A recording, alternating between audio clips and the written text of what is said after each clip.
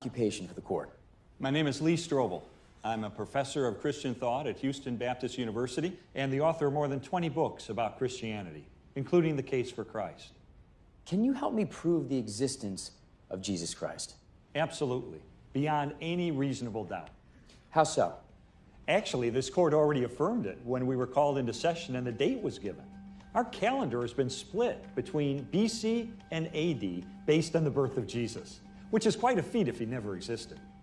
Beyond that, historian Gary Habermas lists 39 ancient sources for Jesus, from which he enumerates more than 100 reported facts about his life, teachings, crucifixion, and resurrection. In fact, the historical evidence for Jesus' execution is so strong that one of the most famous New Testament scholars in the world, Gerd Ludemann of Germany, Jesus' death as a consequence of crucifixion is indisputable. Now, there are very few facts in ancient history that a critical historian like Gerd Ludemann will say is indisputable. One of them is the execution of Jesus Christ. Forgive me, but you're a believer, are you not? A Bible-believing Christian? Guilty as charged. So, wouldn't this tend to inflate your estimate of the probability that Jesus existed? No, because we don't need to inflate it. We can reconstruct the basic facts about Jesus just from non-Christian sources outside the Bible. And Gerd Ludemann is an atheist. In other words, we can prove the existence of Jesus solely by using sources that have absolutely no sympathy toward Christianity. As the agnostic historian Bart Ehrman says, Jesus did exist, whether we like it or not. Whether we like it or not. I put it this way. Denying the existence of Jesus doesn't make him go away. It merely proves that no amount of evidence will convince you. Thank you. No further questions, Your Honor. Ms. Skane, your witness. No questions, Your Honor. That's lunch. We'll recess until 2 p.m. Would you state your name and experience for the record? My name is James Warner Wallace. I'm a retired homicide detective from Los Angeles County. And are you the author of the book, Cold Case Christianity? Yes, I am. Can you share the subtitle of the book with the court, please?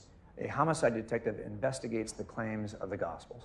Would I be correct in saying that your duties as a homicide detective include investigating cold case homicides? Yes, that is and was my expertise. Don't most of those cases get solved with DNA evidence? Objection.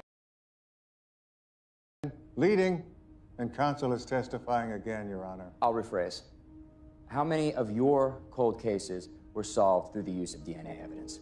None, not one. That's often popular on TV, but our department's never had the good fortune of solving a cold case with DNA.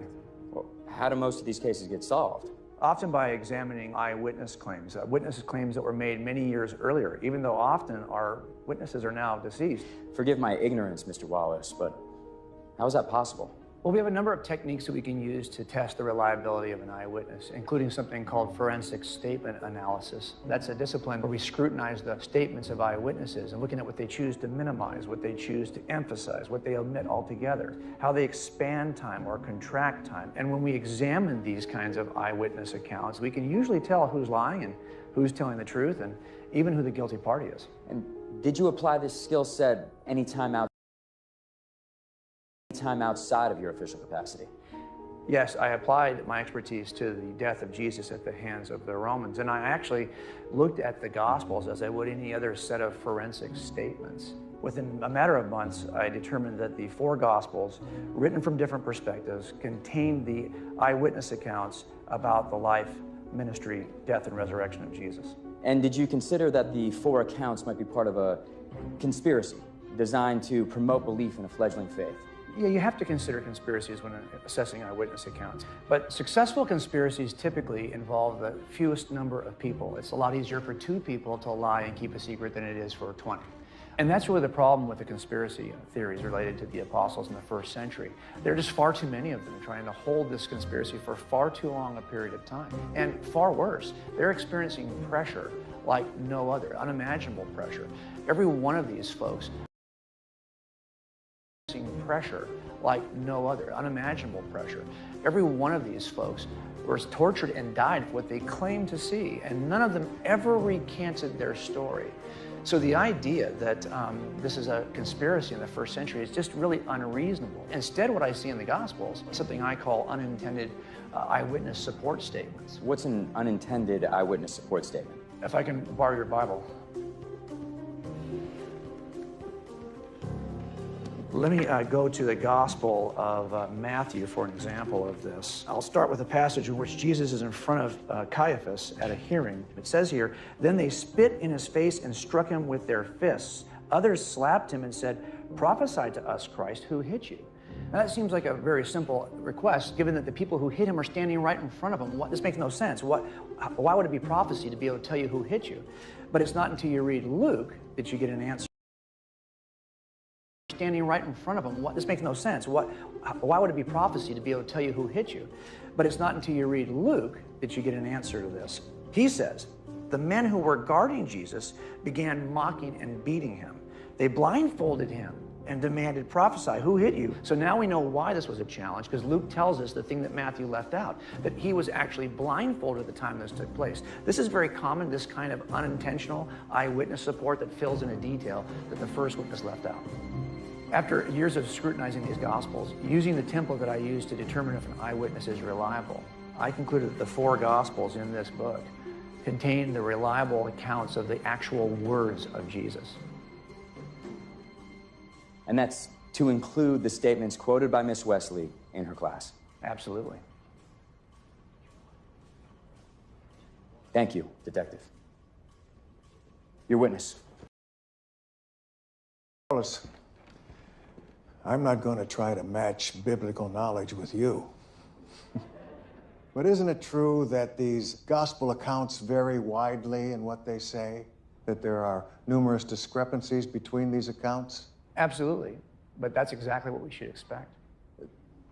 I don't quite understand that. Well, reliable eyewitness accounts always differ slightly in the way they recall the story. They're coming to it from different geographic perspectives, their history, even where they are located in their room. When I examined the Gospels, I was trying to determine if these were accurate, reliable accounts in spite of any differences that might be between the accounts. And as a devout Christian, you feel you succeeded? Mr. Kane, I think you misunderstand me. When I began this study, I was a devout atheist. I began examining the Gospels as a committed skeptic, not as a believer. You see, I wasn't raised in a Christian environment. You feel you succeeded? Mr. Kane, I think you misunderstand me. When I began this study, I was a devout atheist. I began examining the Gospels as a committed skeptic, not as a believer.